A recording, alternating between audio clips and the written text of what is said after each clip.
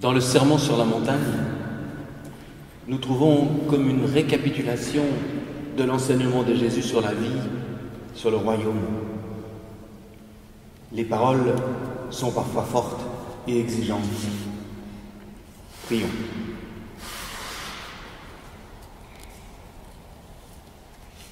Devant toutes ces paroles, Seigneur, nous nous sentons parfois un peu écrasés.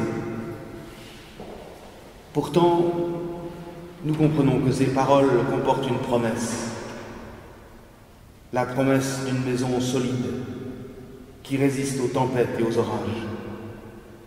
Mais pour cela, nous devons commencer par mettre ta parole en pratique.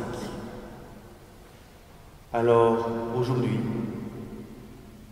nous nous plaçons devant ta grâce, Seigneur, et nous te remettons tout ce qui en nous résiste à l'écoute de l'Évangile. Délivre-nous de nos peurs, du mal, de la tentation, de la suffisance. Apprends-nous chaque jour à inscrire la vie de ton royaume dans le quotidien de nos journées. Amen. Bienvenue à vous toutes et tous qui prenez le temps de la halte au milieu de cette journée bien grise, que la lumière du Seigneur nous rejoigne et nous accompagne pour ce temps de méditation au milieu de la journée, à l'écoute de l'Évangile selon saint Matthieu. Et nous voulons poursuivre par le chant de ce mois, dont nous avons déjà entendu la mélodie. C'est le numéro 45, le psaume 92, dont nous chantons les deux strophes.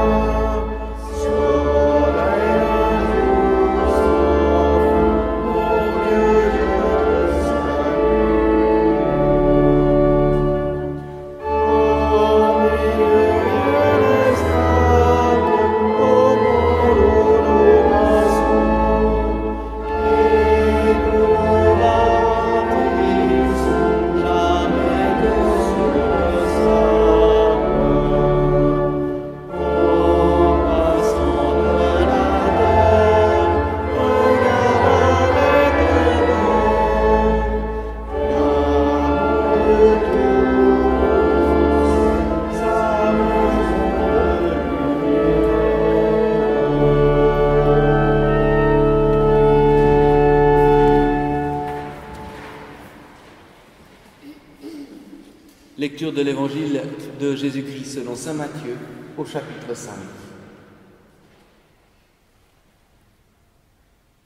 À la vue des foules, Jésus monta dans la montagne. Il s'assit et ses disciples s'approchèrent de lui. Et, prenant la parole, il les enseignait. Heureux les pauvres de cœur, le royaume des cieux est à eux. Heureux les doux, ils auront la terre en partage. Heureux ceux qui pleurent, ils seront consolés. Heureux ceux qui ont faim et soif de justice, ils seront rassasiés. Heureux les miséricordieux, il leur sera fait miséricorde. Heureux les cœurs purs, ils verront Dieu. Heureux ceux qui font œuvre de paix, ils seront appelés fils de Dieu. Heureux ceux qui sont persécutés pour la justice, le royaume des cieux est à eux. Heureux êtes-vous lorsque l'on vous insulte, que l'on vous persécute et que l'on dit faussement contre vous toutes sortes de mal à cause de moi. Soyez dans la joie et l'allégresse, car votre récompense est grande dans les cieux. C'est ainsi, en effet, qu'on a persécuté les prophètes qui vous ont précédés.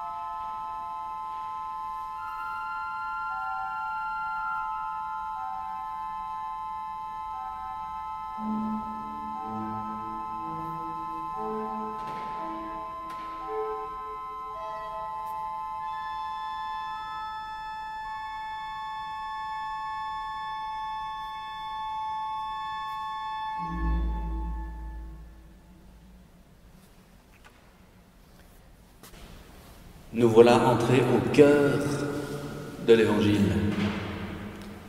Les chapitres 5 à 7, qu'on appelle le sermon sur la montagne, c'est comme la quintessence de l'enseignement de Jésus. Et ça commence tout de suite avec ce monument, le texte des Béatitudes. Ce texte est si puissant, si fort, si riche, si profond, qu'on aura, et c'est bien heureux, jamais la possibilité d'en faire le tour. Comment du reste aborder ce poème sur le bonheur, alors que nous sommes là, plus ou moins tranquillement, assis, dans cette chapelle, alors que dans tant d'autres lieux, violence, souffrance, injustice, persécution même, tenaillent nos frères et sœurs. Qui sommes-nous alors pour gloser ainsi sur le bonheur dans la souffrance? Ce texte, on le pressent, porte en lui une telle puissance qu'il faut le manier avec infiniment de respect et de précaution. Dans ce sermon sur la montagne, à la suite de ces béatitudes, Jésus va enseigner et il va beaucoup exiger en termes de vie, d'éthique, de conduite pour le croyant. Mais il commence par le déclarer heureux. On peut discuter des heures pour savoir si les gens sont déclarés heureux à cause finalement de la condition qu'ils ont à vivre et qu'ils subissent le plus souvent. On peut se demander si ces conditions d'existence deviennent comme la condition même du bonheur en Christ. Je pense qu'il faut éviter deux pièges avec ce texte des Béatitudes. Le premier serait de faire de ce texte une sorte de manifeste pour la justice sociale. À l'inverse, oublier toute dimension sociale concrète, ne gloser que sur le bonheur dans le royaume, serait faire injure, dans le fond, à ceux qui vivent ces temps de difficulté. Et c'est bien à eux en premier que le Seigneur a toujours prêté attention. En fait, les béatitudes marient d'une manière très subtile et provocante la célébration d'un don et l'indication d'une espérance. Constamment, ces béatitudes oscillent entre le présent et l'avenir. On le voit avec le temps des verbes. entre l'éthique, l'exigence, et l'eschatologie, la promesse, entre le déjà, de ce qu'on peut ressentir, et le pas encore, du royaume à venir. Alors ces béatitudes, c'est comme un cri d'espérance, une espérance qui s'inscrit déjà dans le présent, depuis l'irruption, dans notre monde, au cœur de notre réalité, de Jésus. Et cette espérance, on le voit bien, n'est pas directement ainsi manifeste. La souffrance, l'injustice, les difficultés sont toujours aussi douloureuses pour ceux qui les subissent. Il ne suffit pas de les déclarer bienheureux. Mais le secret du bonheur se tient dans la parole de Jésus. Tout n'est pas donné de suite, mais ce bonheur peut déjà être ressenti dans notre vie. Mais ce bonheur, pour être ressenti, approché, doit d'abord être reçu fondamentalement comme un don qui nous est offert. Mais dans cette quête du bonheur, la force des béatitudes, c'est de nous rappeler que seule, finalement, une situation objective de manque peut ouvrir en nous un espace de disponibilité pour recevoir ce bonheur indicible. Si l'Évangile déclare heureux ceux et celles qui éprouvent une situation de frustration, de difficulté, c'est parce que précisément il propose d'inscrire l'humanité dans un devenir. Les béatitudes, aussi difficiles et exigeantes que soient-elles, nous rappellent que ce ne sera pas dans l'assouvissement de nos désirs que nous trouverons le bonheur, mais au contraire, dans la fragilité acceptée et l'espace laissé ouvert qui prend en compte la réalité du temps présent tout en tendant déjà vers l'avenir. L'être humain sera heureux quand, sans chercher directement le bonheur, il reconnaîtra la joie et la recevra comme un don, un surcroît inattendu, bien qu'espéré profondément, une joie capable d'illuminer toute l'existence et de traverser les épreuves. Faisons un instant silence devant Dieu.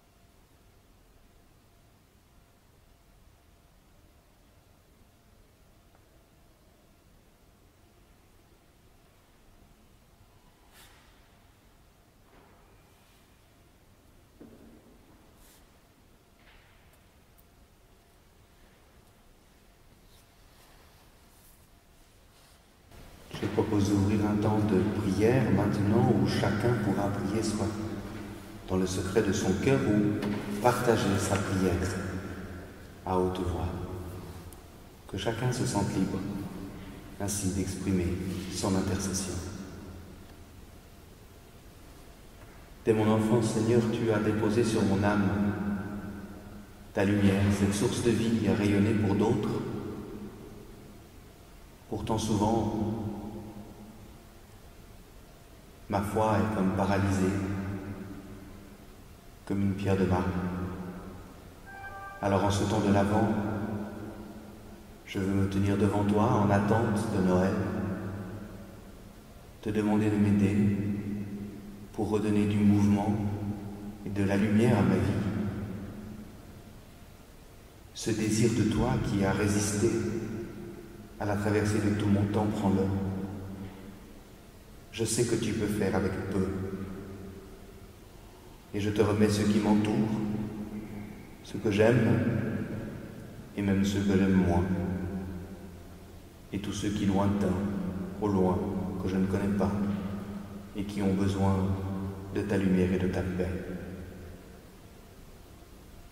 Oui Seigneur, je te le demande, prépare mon cœur à ta venue à Noël et que ta lumière rejoigne ceux qui sont dans la ténèbre du doute, de la peine, de la solitude.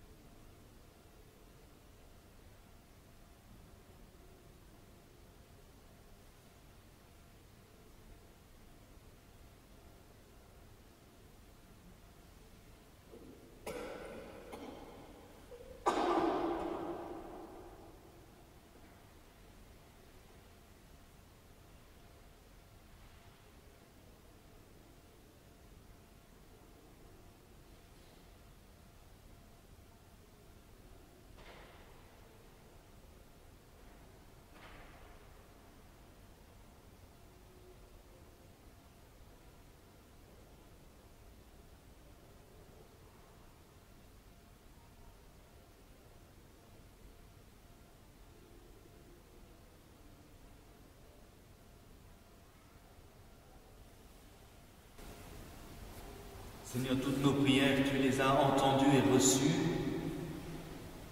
et nous les réunissons maintenant en te disant d'une même voix: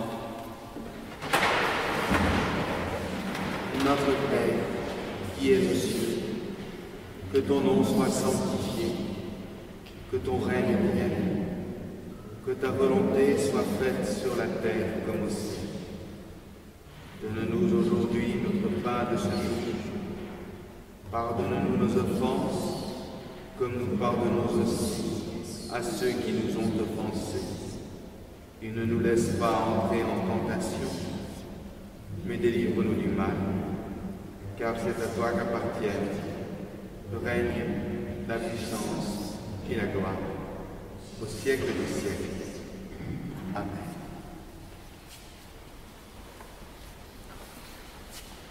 Et nous prenons le cantique 245 qui nous prépare à Noël qui arrive.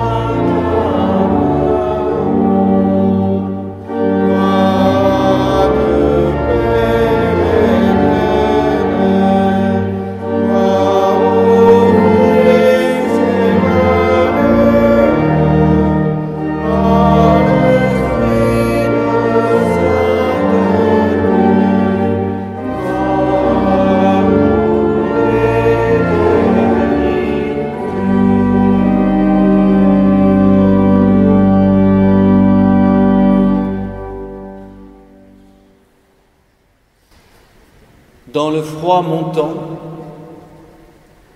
dans la croissance des nuits, dans la nudité du paysage, les jardins et les bois comme morts, tandis que tout dort, la naissance du Christ se prépare. Comme germe la graine dans le secret profond de la terre, comme caché avance la sève, le ventre de Marie prépare un fruit, un fils, notre frère. Que la bénédiction de Dieu nous garde et nous accompagne.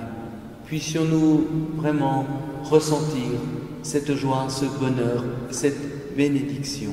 Oui, bienheureux sommes-nous qui pouvons nous mettre à l'écoute de la parole de Dieu.